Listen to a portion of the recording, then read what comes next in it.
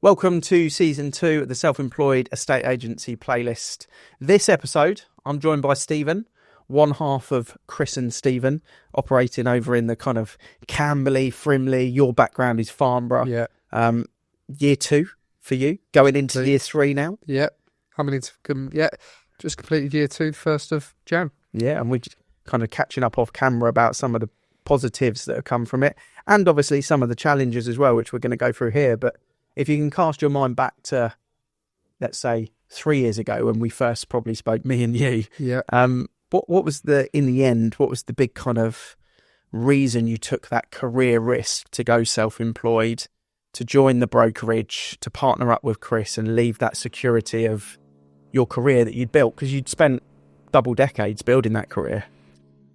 Yeah, I've been an agent, it'll be 23 years this year in Farnborough. With 2 agents in Farnborough, both a long time. Yeah. I'd always admired Avocado from the offset. Obviously, Chris, an original, and Chris is a very, very good friend of mine, known him 20 years.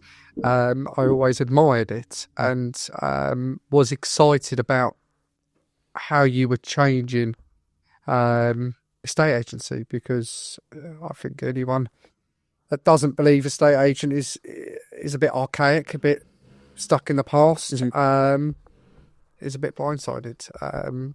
And it very much excited me. It did scare me. Yeah. As we know, as you said, we'd spoken a long time previous to me coming. And then I made the decision to stick with the current estate agent I was with at the time. Big pay rise. Then realising I was actually worth more to that agency. Yeah. And it took me potentially leaving to work that out. Yeah. But it did excite me. The whole sort of setup, becoming my own boss, working for myself, but along with a very, very good friend of mine, moving forward, owning my own business, but also building a better family life. Yeah. My little girl Summer was only 2, so building a much better family life, which More time with the kids, you mean? 100%. Which 2 years down the line, I can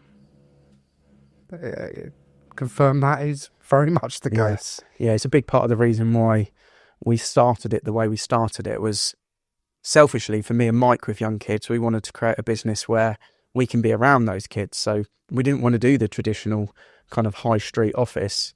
And then we also felt, well, if we can do that, it can be replicated elsewhere for other people to do it as well, which hopefully plugs the gap of people doing 10, 15, 20 years, having kids and exiting the industry. So it's great to hear that. It's strange, isn't it, that in a estate agency, you often find people get a pay rise when they hand their notice in to kind of keep them. But what is the agent worth is a really difficult one to kind of say. But that's a really common thing that happens in agency. Oh, most definitely. I think at that point, it made my decision quite easy in the sense of, 1, to stick with them because the pay rise was quite a considerable amount, but 2, it made my decision that Avocado was the way forward. It was my future. Yeah. But at that point of time, selfishly, I did stick with the money route, with the mindset that in a year's time, I'm going self-employed. I'm going self-employed. Yeah, makes sense. It made my decision very, very easy at that point. That, as you say, I was given a pay rise to stay. I already knew, right, I'm worth more. I'm worth more than what you were paying me yesterday. Yep. And it made my decision very, very quickly to, right, self-employed is the way. And they need to be sold on the fact, because obviously I've been hearing about Avocado from Chris every single run, and the benefits and the beauty of what it has to offer. But it made my decision quite easy. So sort of 2 years down the line then, what's been probably the hardest thing for you to grasp, or the hardest moment, or what you would share with other agents that are watching this has been your biggest challenge effectively since going self-employed? I think obviously the biggest challenge was getting in your head to make the jump, and have the belief that it will work out. Certainly, if you've been doing it long enough, you've been doing a good enough job in the area that you live, breathe, kids go to school, have the confidence that it will work out, and the mindset that you're just going to keep going, because the first few months you are thinking, where's it coming from? What? Don't go with the mindset that's just going to fall on your lap. Yeah, it's You not. have got to work for it, and I think that was the biggest thing. Is I've always been motivated myself in whatever I do, but this needed a right mindset, motivation to go do, and it's not been an easy run. The first year was very tough. Yeah, it was a tough market as well. Yes, Because Chris had experienced the 2 years prior to you, that kind of like bull run, crazy market, post-COVID market. And then obviously rates hiked up to 6. And that was pretty much when you decided to go self-employed. But by the end of that year, the stats were every 1 in 2 had fallen through. Yeah. And that was exactly that year. Everything seemed to be very, very a lot harder. Yeah. And when you're your own boss, your own company, your own owner of your own destiny, it was a tough year to start. And financially, it wasn't coming as quick as you can. You had to work extra hard. Yeah. But it's built me for year 2. Yeah. It gave me a really good, don't know if I can say kick up the arse, but for year 2, and we've only built on the business in year 2. We've had a better year, and the future for year 3 is even better. Yeah. And we're going strong, and we're still with that mindset, that the hard working attitude. Yeah, I'm thoroughly enjoying it. I believe Chris will tell you the same. Yeah, you've been setting yourself up to be recognised as one of the estate agency brands in your patch, as the go-to, for the right reasons. The recommendations are there, the website valuations are coming in, the brand is growing, you're increasing fees, you're doing all the right stuff as agents should. What's been the best moment for you? It could be personal, could be business, could be with a client, could be with family, could be financial, could be rewards, could be emotional. But what if there's a single moment where you were kind of like, wow, this was the right decision? Can you think back to what that moment was and why that was so sort of inspirational for you? Or is there multiple? I don't know. There was multiple, achievements, pat on the backs. I think one of the biggest, and whenever someone asks me this, it's a small story of going that extra mile to help a client, and the weight lifted off you once you've done it. I woke up one morning to a text where a buyer had pulled out, of a property. It was a 2-chain property. We were due to exchange within the next week, and that was 7:00 in the morning. I've woke up to that text. By 7:30 in that morning, I'd resold the property. I'd gone back through those that had viewed it, those that had made offers previously, and perhaps luck was on my side, because there was someone that unfortunately was still looking, had missed out on a couple of properties, always kept coming back to, he wished he'd got the property. And he said, yep, my offer still stands. I still want to go ahead. So the toughest call became a little bit easier. We've lost our buyer, but we've got a buyer here. And 4 weeks later, it's one of the quickest transactions we got through as well in the last 2 years. 4 weeks later, the buyer was in that property, and the 2 owners in the 2 links were also moved.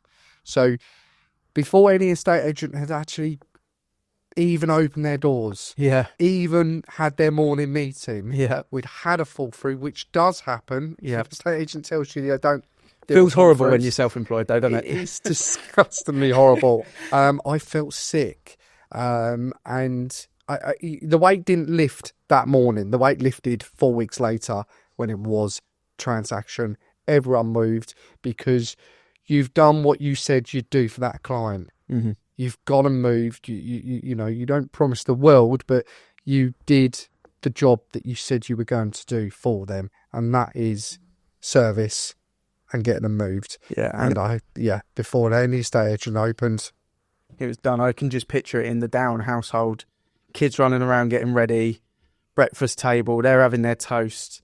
You're kind of beavering away. You got the CRM open. You're speaking. I'm not to even people knowing what's going around in me. your pajamas. I'm one day, with a tunnel vision, just to, like, wow, okay, I've got to deal with this. Yeah, and this is a big deal. You know, not just the selfish side of it. I've got clients, you know, that are relying on me. So the world that morning of the Down household, I probably don't even know what my kids had for breakfast that morning. I don't even know how they got to school because it was just, you know, full focus on getting that and doing it for them as well, which is great. And talking sort of kids and family and money a little bit there as well. What's the long-term sort of medium plan for Stephen now that you understand how the business operates, you know, HMRC, VAT, tax, dividends, salary? What's your kind of strategy over the next sort of 3 to 5 years, utilising the business to try and improve your own wealth, you know, family-wise? Have you put much thought to that? Have you got ideas? You don't need to go into the full detail of it, but is there kind of a vision that you've got that you and maybe your wife have kind of spoke about? Most definitely. It's already starting to come into play where Claire, my wife, is coming into the business. That was always a plan. Something that I would have liked to from day one, but as you say, all them reasons. She is now part of the company, and sort of that background. So I'm excited by that. I think the long-term view is building the company, is building Chris and Stephen. But the family side of it is, as you know from being an estate agent, we used to work till 7, 8 at night, getting at 8 a.m. in the morning, Saturdays, every other Sunday. It is now enjoying that family life, and getting the better holidays, making the memories with your families. That perhaps I didn't do years ago. And it's getting that. We already are outgrowing our place, so the excitement of potentially moving in 2026 is on the cards as well. So there's quite a lot of excitement there. Okay, selfish point of views by holidays, moving, but it's given me the ability to look at that future. Where previously I couldn't. We had no chance of moving. No, I love that. And I think the way that I've kind of learned over the last couple of years is people talk about work-life balance. And I think when you're employed, especially as an estate agent, it's very difficult to juggle work-life balance because the hours and the commitment and the expectation that's put on you as an employee in a estate agency and the commission and the targets and everything that goes with it is a very kind of tilted scale, if you like. But once you become self-employed, there's just life balance. It's kind of everything's included in the same thing. You live your life and your business is part of it like a child, you know, and you kind of just mitigate your time so that you have balance in life that's dictated by the individual. But there isn't that kind of someone else sat there going, no, you need to do this. You make the decisions yourself, which is quite nice. Oh, most definitely. Yeah, you know, you're in control of your own destiny, in control of your own diary. When you go back to family life, picking my kids up at 3:15, 15 minutes out, which you couldn't do as a normal agent. You had your lunch between 12 and 1, and then you were back at your desk till 6 or 7 at night. That 15 minutes to go out and see my kids' faces that I'm picking them up in the morning, picking them up in the afternoon, apologies. It's great. It's invaluable, isn't it? Yeah. You know, Alfie's football, I don't miss his football. Yeah, I might work on a Sunday, doing open houses, Saturday evenings, going down, to do viewings, but I don't miss his football. It's funny. I try and do a school run at least once or twice, or a school pickup at least once or twice. And my daughter's in year 4 now, so she's been at the school for 4.5 years, nearly 5 years. And I probably only know about 4 or 5 of the dads in her class, even though it's been 4 or 5 years of the same dads being the dads of the school. But that's because they don't have that opportunity that we do, you know, and it shows how important it is. What advice would you give to self-employed agents, business owners that have got individual companies that are thinking actually the costs don't mitigate anymore? I'm thinking of going self-employed, or an employee estate agent, a career-long estate agent like yourself going self-employed, would there be like one tip that you would give them, one piece of advice that you would share? You may have even shared that advice with people that have reached out to you already. I can only go back to what was in my mind. It's have the confidence to make that jump. And you probably hear that from quite a lot of partners that have done the jump. Yeah. But it's have the confidence and the belief to make that jump. Believe in themselves, effectively. 100% believe in yourselves. Like it took me a while to believe in myself.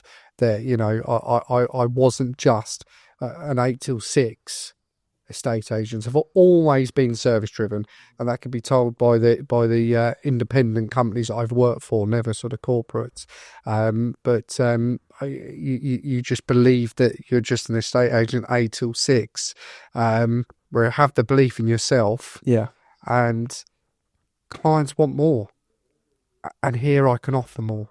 Yeah, it's brilliant. It's brilliant advice. It's a brilliant perspective on it as well. And I know over the years I've spoke to agents that I know would be phenomenal at this, but deep down in the back of their mind, they've got this fear that's stopping them from making the decision. And some of them, I think back to now, they lost the opportunity to take the patch.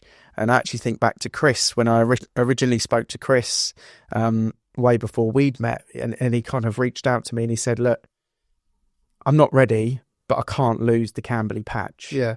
So I want to do it now. And he did everything he needed to do before to get his ducks in a row to force it, to make it happen, because he literally said, if someone takes the Camberley patch, I'll be devastated. And we'd only been trading 9-10 months at the time, but he kind of knew that losing that patch would be the biggest mistake. And I think back to now some of the agents that I've spoke to that have now lost certain patches that they did want to take. So don't be that person that misses out on your patch, basically. Yeah, I feel exactly, Chris. Same for Farnborough, it's Farnborough. Yeah. I never wanted to lose Farnborough, and I took a risk by staying where I was, and I'm very, very lucky that Farnborough was still, because you were coming into Farnborough, you were still already doing business in Farnborough.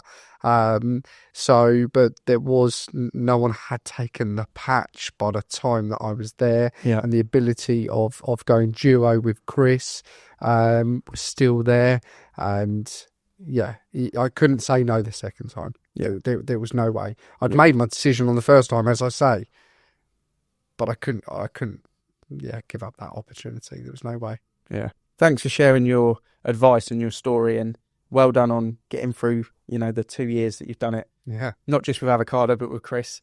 Yeah. That's its own challenge that we won't discuss.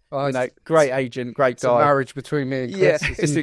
You two have got a quality relationship. I love the banter between you, and I think you need that in a business partner. You need to be able to have a bit of a spat and have a bit of a cuddle and a bit of a laugh. Yeah. It's really important, and you guys have got that relationship. So, well, the client's not going to get the same agent with us too. They're going to get two different agents, which does work. Yeah, same with me and Mike. You get the best of both worlds, effectively. So, a great business relationship as well. And thanks for your advice. And if you are listening, watching this episode, maybe you're in that kind of North Hampshire area, Middle Surrey area, you want to have a chat with Stephen about what it's been like in the first 2 years, and you're a estate agent on the fence, all conversations are confidential. Reach out to Stephen or to me, and he can share his story, and I can give you the details on how it works. But we've made this playlist for people to just get a bit more insight into what the agents are doing at different stages in their kind of path and journey. So, Stephen, good to see you. Thanks for joining me. My pleasure. Thank you.